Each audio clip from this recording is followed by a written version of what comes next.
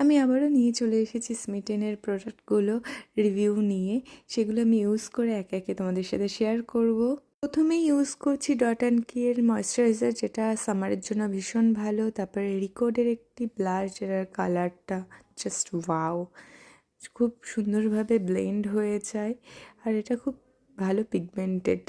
তারপরে হচ্ছে সুইস বিউটির একটা লিপ লাইনার, যেটার কালারটা ভীষণ সুন্দর এবং দেখতেই পাচ্ছ কি সুন্দরভাবে গ্লাইড হয়ে যাচ্ছে লিপসে এবং খুব ভালো একটা পিগমেন্টেড লিপ দেয়।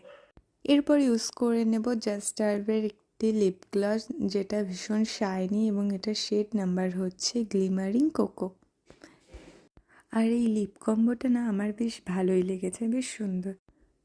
এবার এই শ্যাম্পুটি রয়েছে লাভ বিউটি অ্যান্ড প্ল্যান্টে, যেটার স্মেলটা ভীষণ সুন্দর।